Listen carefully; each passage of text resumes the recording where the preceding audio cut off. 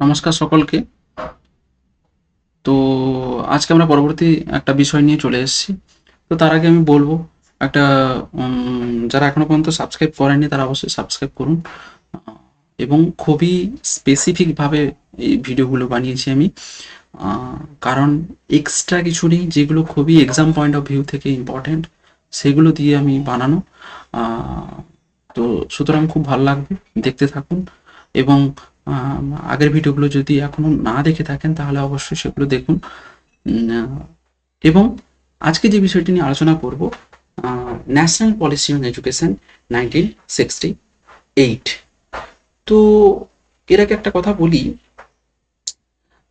স্বামী বিবেকানন্দের একটা কোট দিয়ে শুরু করছি যে আমরা এমন, স্বামী বিবেকানন্দ বলেছিলেন যে হচ্ছে we want that that education by which character is form, যেখানে হচ্ছে ক্যারেক্টার ফর্ম হবে। আমরা এমন এডুকেশন চাই যেটা ব্যক্তির ক্যারেক্টার ফর্ম করবে, মানে তাদের আচরণের হচ্ছে কি, মানে বিহেভিয়ার থেকে শুরু করে তার ক্যারেক্টার কে চেঞ্জ করবে। এবং strength of mind is increased, মানে তার যে মনের যে হচ্ছে স্ট্রেংথ থাকে সেটাকে বাড়াবে। তার সাথে সাথে কি করবে, ইন্টালেক্ট ইজ এক্সপ্যান্ড, অর্থাৎ বুদ্ধির প্রসারতা বাড়াবে, বুদ্ধির বিকাশ ঘটবে, তাই না? তার সাথে সাথে by which one can one on one's own feet, মানে নিজের পায়ে দাঁড়াতে শেখাবে। তাহলে যে শিক্ষা ব্যক্তির মধ্যে ক্যারেক্টারকে ফর্ম করতে পারবে, যে শিক্ষা ব্যক্তির মনকে মনের যে হচ্ছে মনকে শক্ত করবে, যে শিক্ষা বুদ্ধির প্রসারতা গড়ে তুলবে, যে শিক্ষা ব্যক্তিকে নিজের পায়ে দাঁড়াতে সাহায্য করবে, সেই শিক্ষাই আমরা চাই। সুতরাং ভারতীয় শিক্ষা ক্ষেত্রে স্বাধীনতার পর কিন্তু যে জাতীয় শিক্ষার উন্নয়ন নিয়ে কথা বলা হয়েছিল বা জাতীয় শিক্ষার বিকাশ নিয়ে কথা বলা হয়েছিল, তার জন্য কিছুদিন যাওয়ার পর একটা নতুন পলিসি হয়, যেটা ফার্স্ট পলিসি হিসেবে জানি, ফার্স্ট ন্যাশনাল পলিসি অন এডুকেশনের ক্ষেত্রে যদি আমরা দেখি 1968-এর হচ্ছে পলিসি আমরা জানি, যেটা বেস ছিল কি বেস ছিল, on the recommendation of the Kothari commission, যেটার উপর কিন্তু বেস করেছিল। It was the first comprehensive attempt to give direction to education in independent in India, and it also emphasized on the national education. তাহলে এখানে যেটা বলা হচ্ছে যে education should promote the unity নিয়ে আসবে, education should promote the secularism, and education should promote the national consciousness, জাতীয় চেতনা গড়ে তুলবে, এবং curb of communalism, regionalism, casteism, linguistic fascism, fanaticism through value oriented education, মূল্যবোধের শিক্ষা। যে সমস্ত কিছু যে কাস্ট ফাস্ট ভুলে গিয়ে সমস্ত কিছুর ঊর্ধ্বে উঠে একটা মূল্যবোধের শিক্ষার কথা কিন্তু এই শিক্ষা, মানে এই পলিসিতে কিন্তু আলোচনা করা হয়।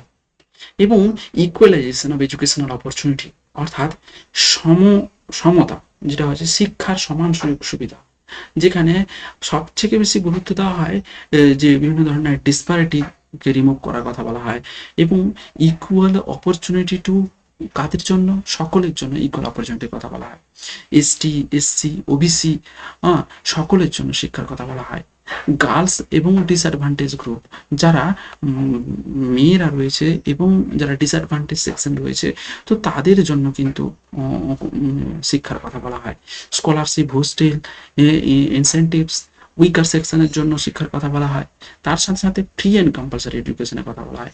Strive to provide free and compulsory education up to the age of 14 years.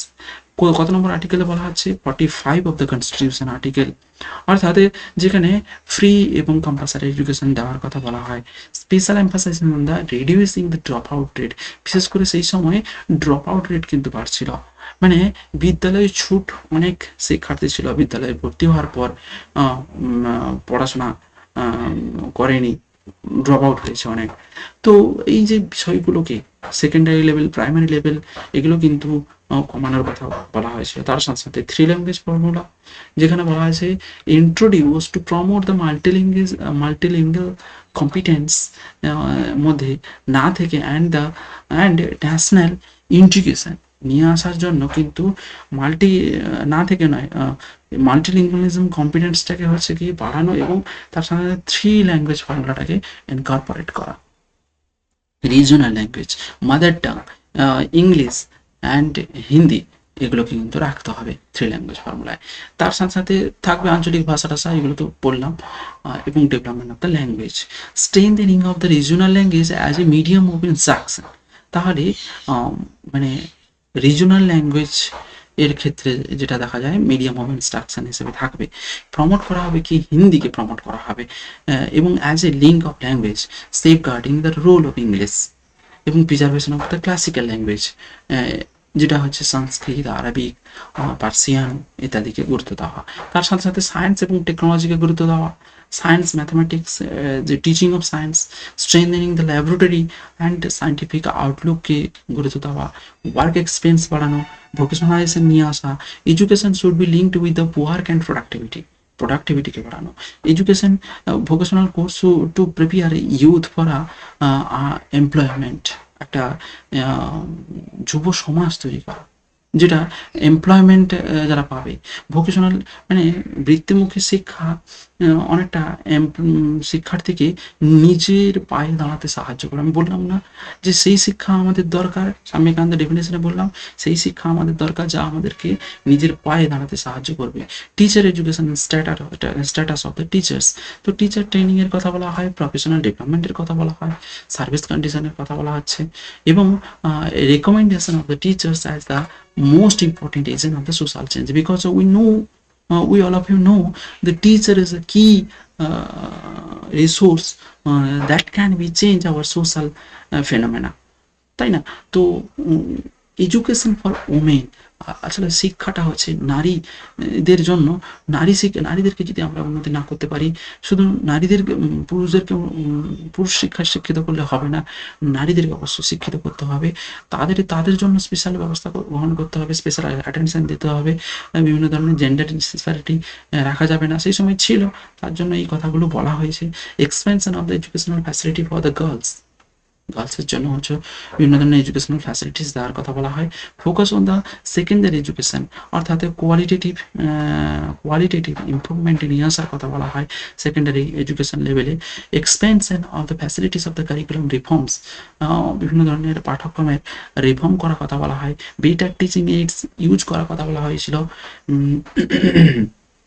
যাতে বিভিন্ন ধরনের উন্নত মানের টিচিং এইডসটাকে ব্যবহার করে শিক্ষার্থীর শিক্ষা দেওয়া যায়। হাই এডুকেশন এবং রিসার্চ লেভেলে হচ্ছে বিভিন্ন ধরনের সেন্টার থাকবে, সেন্টার অফ এক্সেলেন্স থাকবে, রিসার্চ ইনস্টিটিউট থাকবে, রিসার্চ ইউনিভার্সিটিস থাকবে। Focus on the quality and autonomy and relevance of the higher education system. তাহলে বিভিন্ন ধরনের কোয়ালিটি নিয়ে কথা বলা হয়, বিভিন্ন ধরনের অটোনমি নিয়ে কথা বলা হয়, বিভিন্ন ধরনের বিষয়ের উপর গুরুত্ব দেওয়ার কথা বলা হয়। অ্যাডাল্ট এবং হচ্ছে সোশ্যাল এডুকেশন নিয়ে কথা বলা হয়। Promotion of the adult literacy and continuing এডুকেশনের কথা বলা হয়। Education to serve as a instrument for the social and economic development, তাহলে সামাজিক এবং আর্থিক বিকাশের উপর গুরুত্ব দেওয়া হয়। এবং তার সাথে সাথে মোরালিটি ডেভেলপমেন্ট, অর্থাৎ নৈতিক বিকাশ, স্পিরিচুয়াল ডেভেলপমেন্ট, অর্থাৎ শিক্ষার্থীদের মধ্যে ভ্যালু ডেভেলপ করতে হবে, শিক্ষার্থীর মধ্যে ক্যারেক্টার বিল্ড করতে হবে, শিক্ষার্থীদের মধ্যে inculcation of the Indian culture, Indian যে সংস্কৃতি বা হচ্ছে ভারতীয় সংস্কৃতি, ভারত সংস্কৃতির আধার শিক্ষার্থীদের মধ্যে ইনকালকেট যাতে হয় সেটা দেখতে হবে। Centre and state government also responsible for the providing of good education এবং কারেন্ট রেসপন্সিবিলিটি বোঝা গেল। এবং closer coordination between the center and state for the planning and implementation, as well as the responsible fast national effort to implement a uniform educational framework laid to the foundation of the for educational reforms in India. However, due to lack of resources and political will implementation was limited. বুঝে গেছি যে বিভিন্ন ধরনের বিষয়গুলো এত কিছু করার পরেও, এডুকেশনাল ফ্রেমওয়ার্ক তৈরি হওয়ার পরেও, এডুকেশনাল রিফর্মস নিয়ে আসার পরেও বিভিন্ন ধরনের রিসোর্সের প্রবলেম থাকার জন্য, বিভিন্ন ধরনের ইমপ্লিমেন্টেশনের ক্ষেত্রে গ্যাপ থাকার জন্য কিন্তু এই শিক্ষা ব্যবস্থা বা এই পলিসি কিন্তু অনেকাংশে হলেও সফলতা অর্জন করতে পারেনি পুরোপুরি ভাবে। বোঝা গেল?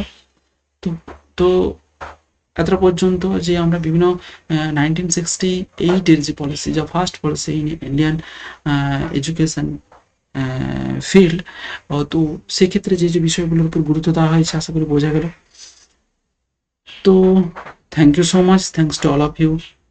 দেখতে থাকুন, খুব ইম্পর্টেন্ট কনসেপ্টগুলো আমি আপলোড করছি, খুবই ইম্পর্টেন্ট ভিডিওগুলো, খুবই ছোট ছোট করে দিচ্ছি যাতে বোরিং না লাগে এবং দেখতে ভালো লাগে, এবং খুবই স্পেসিফিকভাবে বিষয়গুলো বলছি, খুব ভালো লাগবে। নেক্সট ভিডিও আমরা আসতে চলেছি ন্যাশনাল এডুকেশন অন পলিসি 1986।